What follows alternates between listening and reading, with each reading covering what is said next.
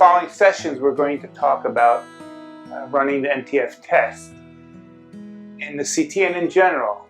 In order to run MTF,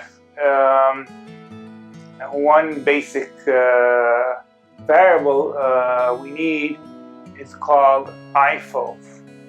IFOV is directly connected to the resolution that we can sample with MTF, or the maximum resolution, or what we would call Nyquist frequency. So we need to know this value in order to be able to plot the MTF.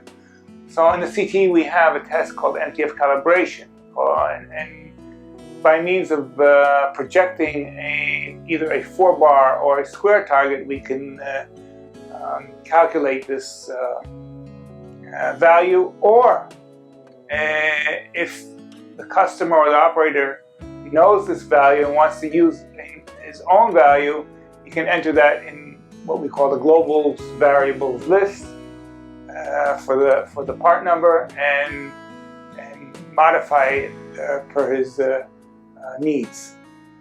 So in here, what we would do, in order to run the MTF is also based on not only on the imager, but also on the optics. So we have here all kinds of MTF tests.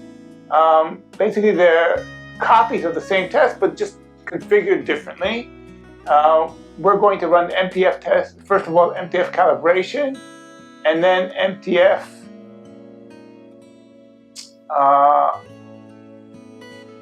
all right, and then the MTF test. So the nomenclature that I use is, I would call MTF calibration narrow field of view, and we're using the visible camera.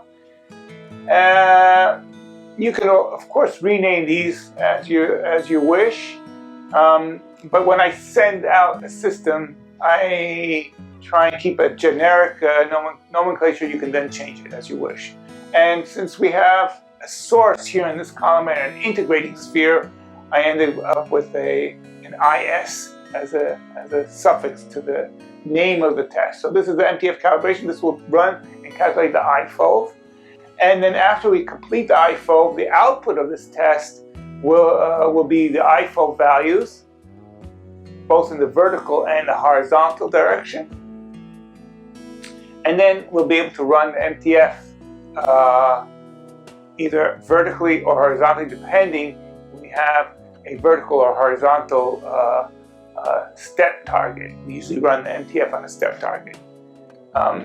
Now we'll go into the setup of each test and how we define and then run the test. Thank you.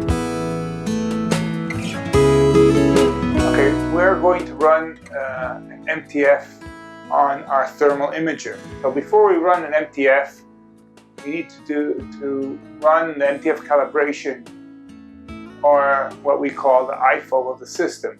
We need to know that so that we can plot the MTF graph and run the MTF calculation. So we need to select from the test list here, the MTF. Let's say we're going to do the narrow field of view. So we select the narrow field of view MTF calibration. And this will, when we run the MTF calibration, afterwards we'll run the MTF on the narrow field of view. So we're using the same settings for the camera. We double click on the MTF calibration panel. Let me just close this. And we have the test list parameter.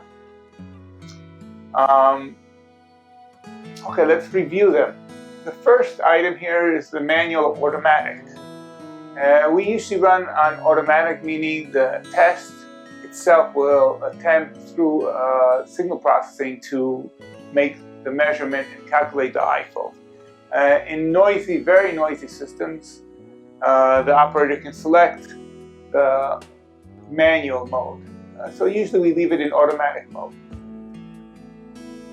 These purple parameters are the output parameters, and we see one is IFOV X, IFOV Y, max frequency X, max frequency Y. Basically, the max frequency is the Nyquist, or the cutoff frequency of the camera, and IFO is the IFO calculation. So when we run the measurement, the output will be stored in a global variable called IFO horizontal or vertical narrow field of view. And when we run the MTF, we'll be loading these IFO values that we measured so we can run the MTF test. Offline mode we'll discuss in a separate session. We need to select the radiation source behind the target wheel. This will be the black body. In this case, it's read-only because we usually set it up at the CI factory. And you can see the read-only button here on the column. This is just for your viewing purposes. Make sure that we're using the right source. Some systems don't have a source stage, and the black body is always positioned behind the target wheel. But what you can change is the target that's going to be projected to the imager. In this case, we could use either a square target or a 4-bar target. These are symmetrical geometrically, and we know how to calculate the IFO from that. So basically what I would select is the largest target that is viewable by the imager. In this case,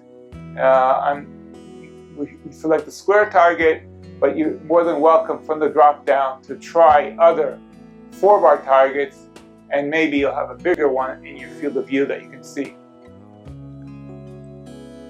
It doesn't matter to the software. So here we select the square target.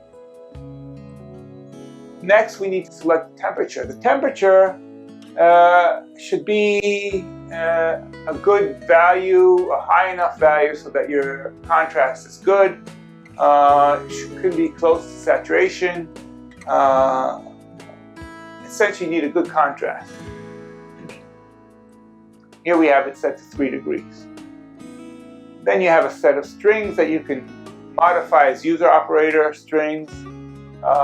This would be the test engineer that can change any kind of prompts for the user.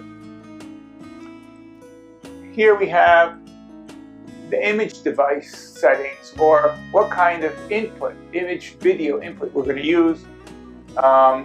Again, this uses a global variable as an input, and global variables are set in another area of the CTE, but here you can see that we selected or set up the analog imager from the imager thermal night global variable. This will be shown in a different session. We have the next parameter, which is frames that we need to average. This we use to average the signal or clean up some of the noise in the system when we're making the measurement. 25 is a good value to start with, and we double click if you want to change that value. Finally, we have the region of interest. The region of interest needs to be larger than the projected target, because we're going to find the geometric perimeter of the target, and from there we're going to calculate the IFO. Once we've finished, the region of interest, one last thing, the region of interest can be either set here in the test or during the run of the test or the execution of the test.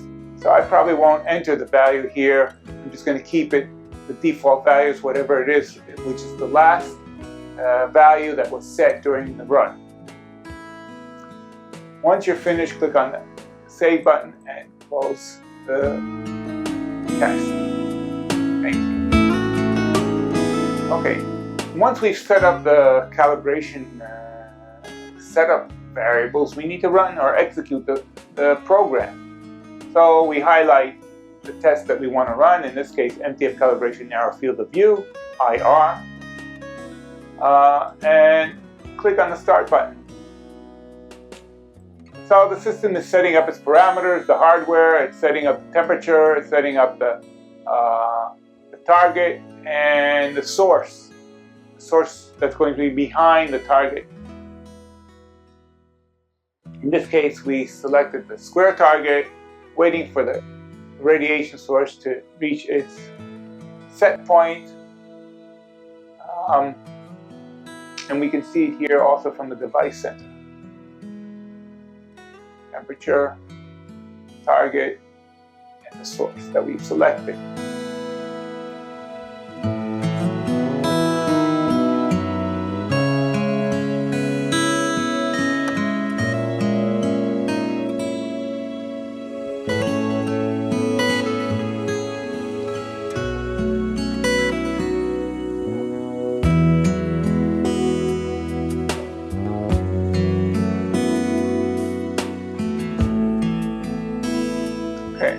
Black body beeps means that it's within the stabilization window and the test can continue.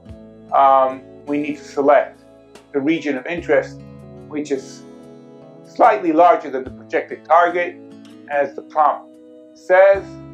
And we need to make sure that we're within the field of view of the collimator. You can barely see, if I can, or maybe let's zoom out. You can see barely the halo here, which is the field of view of the collimator. Sometimes it's hard to see. But make sure that you don't select something that's out of bounds. Click on, let's zoom in again. Click on the OK button and the test commences its run.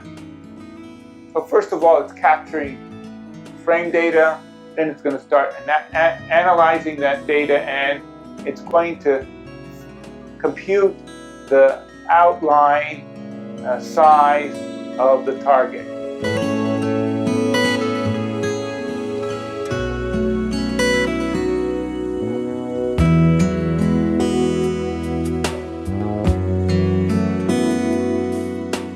Okay, as we see here, it found the outline. We stop the countdown so I can display or read the values. We got the IFO of about 95.1 in the X direction horizontal and about 93 or 94 in the vertical. Okay, it's within one IFO error or not error. It should be more or less the same. And the Nyquist, or the maximum frequency at each direction, is displayed on the bottom about 5.25 cycles per milliradian. Once you've read the value, you can accept it and complete the test. I'm going to run the test again with a 4-bar target. So I'm going to set this up and show you that it's going to be the same value. So let's select a 4-bar target.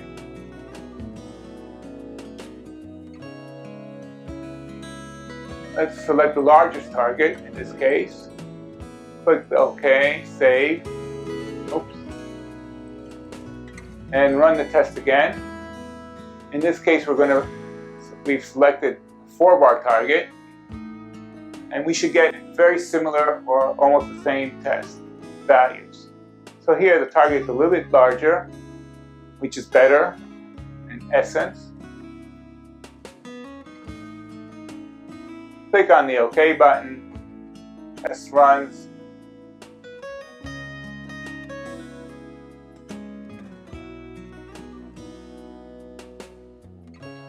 Okay, stop. Again, it found the perimeter of the 4-bar target, which is a square. Again, we get 95.6 or 90 and 93 almost cycles per milliradian, and the maximum frequency is about 5.2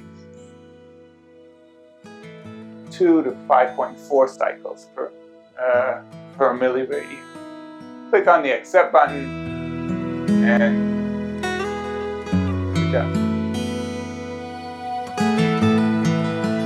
okay, we can look now at the test summary results and then generate a report if we want, or we can go directly and generate a report. The test summary is listed on the bottom pane of the CTE. You can double click on it, you see it passed, I don't know if we set up a pass-fail or we just measured. Okay, yes, we just measured. So once you just measure, it'll always be green. But if we added a pass-fail criteria for the IFO that has to be within a certain range, or the maximum frequency, this can be used in your ATP test procedure, whatever. So it displays the IFO that we've calculated and the maximum frequency, our output values, on the configuration parameter. It displays the setup that we use, what kind of values for the frame grabber, what was the temperature that we ran, etc., etc. And then finally we have a quick and short summary of the test that it passed, and we can close. If we want to see a report, first of all, we can select the quick basket, click on the create report, use quick basket. Let's use the picture size, which is small, create report. No, there's no picture here, it just displays value that we calculated for the IFO, but measured and calculated. Thank you. That's it.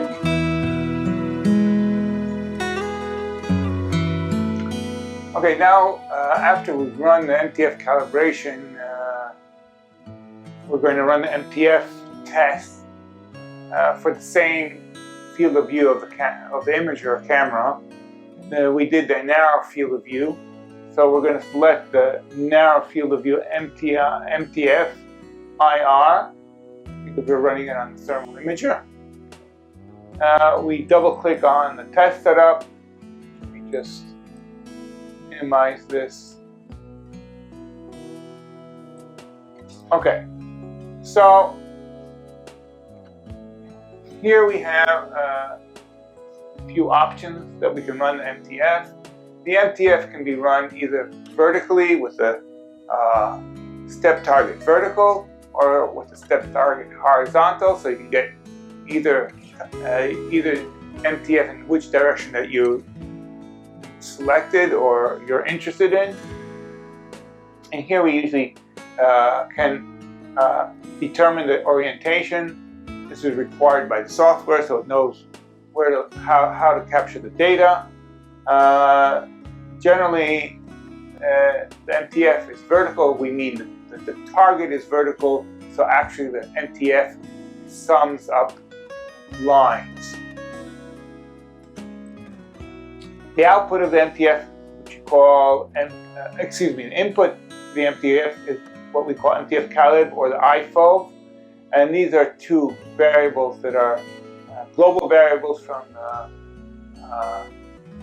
the global parameter table list, and which were calculated when we ran MTF calibration. So it's an input, and remember it was about 95, 94 for the horizontal and vertical. Then we have offline mode. We're usually in the live mode. I have another session that we can talk about offline, and I won't discuss it here. Radiation source. Okay, if we have a source stage, we need to select the black body as the source that will be projected to the target wheel. In this case, it's a read-only parameter for your viewing purposes only. It's usually set up at CI, so you don't need to change any of the values here. The radiation target, the target that we're going to use for the MTF is the step target. That's the most common. If you don't have a step target, you can use a square target. So we can double click, select step target. Click OK. Temperature. Okay, we need the temperature to be in the linear range. If you don't know what the linear range of the system You can run SITF tests, which gives you the full range of the camera and displays where your saturation levels are, and that's more or less the limit of the linear range. You want a good contrast, so you should set it as high as possible. This improves or improves the signal to noise ratio between the noise and the signal or the step. Then we have a set of strings or prompts to the user. The test engineer, if he needs, can add some more prompts to the user for specific camera related requirements. And then we have two vectors here. One's called tested frequency and one's called tested frequency MTF, which is the output, it's the result. So first here in the tested frequency, we want to select the frequencies that we're going to test the MTF that we're interested in when we're making the measurement. We double click on it, and here we have a vector of 5 values, 1 to 2.5. Make sure that the tested frequencies are less than the maximum frequency that was calculated. Otherwise, when you run the MTF test, you will get an error and prompting you that it cannot display beyond the maximum frequency. And you can always change the size if you want. You can add or decrease the number of values you want to test. That's what we want to add. So we change it from 5 to 6. You'll add another table entry, and then you need to fill that value to whatever frequency you want to change. Let's go back to 5. Click OK. And so we have our tested frequency vector filled. Now, note that both the tested frequency and the tested frequency output need to be the same value, the same size, vector size. So if you change the tested frequency to another size, you need to do the same with the output values. Now the output values, you can set the criteria here. Again, it gives you something 5 vector values, because that's the size of the vector. And MTF, as we know, needs to be greater than a minimum value. So we set it from, let's say, 0.7 at DC or whatever value close to DC, which is 1 cycle, etc., etc., etc. Next, we can select the video source or input. This again here is more or less preset. At least you can't set it in the test. There's a global variable called imager thermal night channel and imager thermal night device, and this is set up in a different parameter list, global parameter list. I'll show you in a different session how to access that and change it so it can be generic for all systems. In this case, we've selected the analog input because our camera is analog. Next, finally, the input channel is usually 0, or almost always 0 unless there's a special camera that needs a different value. And then we set the number of frames to average. In this case, 50, or you could start with 25. Again, this improves the larger the value. This improves the signal to noise or the contrast in the system when you're making the measurement. And it should be as large as you see there's some sort of effect. So when you make your experimentation, you can change this value and see does it improve or you've reached the maximum effectiveness of this value. Then we have the region of interest. Region of interest again can be set either here locally in the test setup, or when you're running the test, which is probably preferable when you don't have a fixed jig. Set it during the test ad hoc.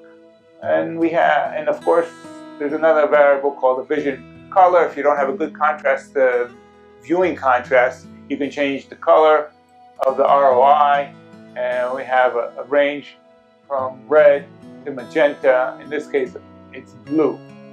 Click the OK button. Now, once we're finished setting up the variables, we click on the OK button or the Save button, and then close the test, and we're finished, basically. Thank you. Okay, once we've set up the FLIR, MTF FLIR test, you can run the test by clicking or selecting the test and then clicking on the Start Execution button. Here, just before I click on this, we have this setup mode. If we turn it off, and before when I was talking about setting up parameters in the region of interest, okay,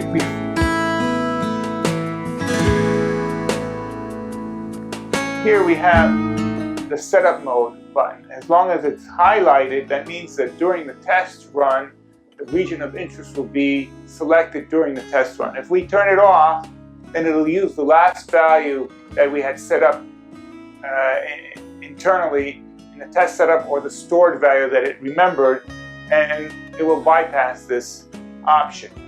So right now we keep it on, click on the Start Execution button, and we see the system is setting up, changing its temperature. You can see the temperature is being changed. The target will be also changed, and the source will be the black body, so that will be behind the target. So we've selected the step target, we've set the temperature to 2 degrees, and the source is the black body. Now let's wait for it to stabilize, and then we can see here the table that it's going to fill. It's going to measure the MTF values from 1 to 2.5, which is within the maximum Nyquist or maximum frequency that we measured in the calibration test.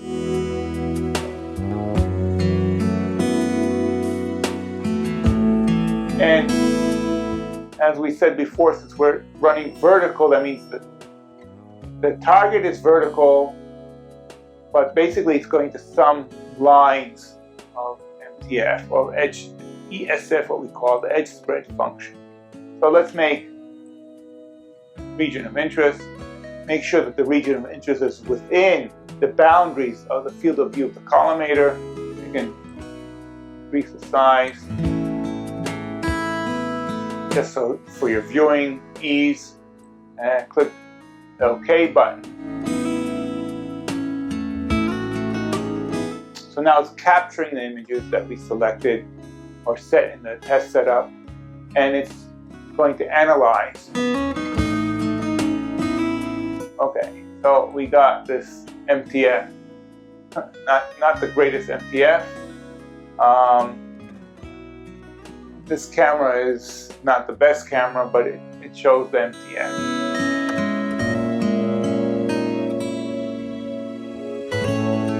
Let's see if we can improve on the MTF. Let's increase the temperature, let's say 4 degrees.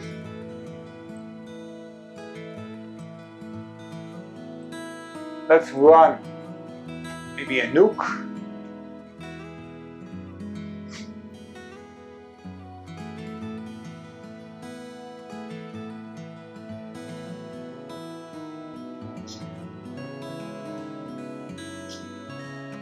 Okay, let's hope that that improves. Let's hope that that improves the MTF a little bit. Get a better contrast. And let's run it again. Okay, so we see it much better.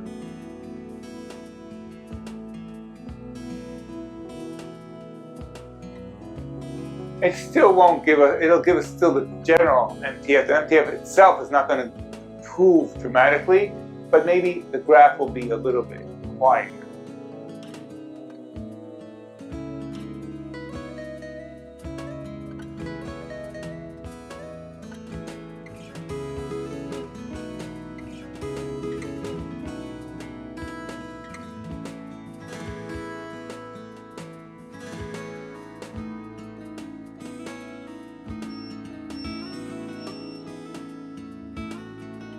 Okay, let's keep the same region of interest, see how it's improved. Click on the OK button.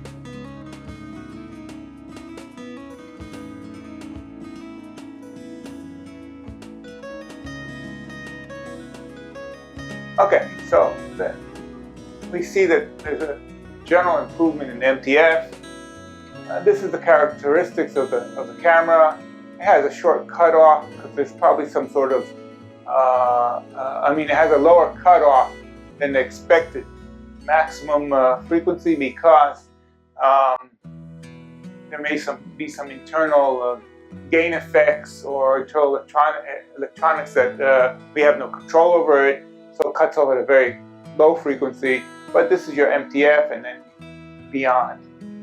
Okay, click on the accept button when you're finished.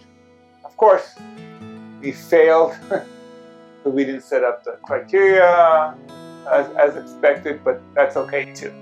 Click on the accept button and we're done. Okay, after we've run the MTF test, we're going to either review the test summary or generate a report using the quick BASC method. We can select numerous tests with the quick BASC. Let's just select the last MTF run that we did, or go to this tab, and this shows just a summary of the tests that we ran in the last sequence run. We can look at the test summary by double-clicking on the test. We see the values of the MTF at the different frequencies, and here you have a list of the frequencies that we ran the test on and measured the different values here. They didn't pass any, none of the values were within the expected range, so we failed. Here are plots of the graphs of the different MTFs that we can see. Here's the edge spread function, the line spread function, and the MTF plot, which isn't, this is typical for this camera. We don't, this thermal imager, there are better thermal imagers out there. Ours actually cut at a much lower frequency than the expected maximum frequency. We can, of course, save or export these values of the tables by clicking on this button here and then going to the export, and we have a file which is comma separated of the MTF versus the frequency, and we can plot that and import it to an Excel file for further post-processing.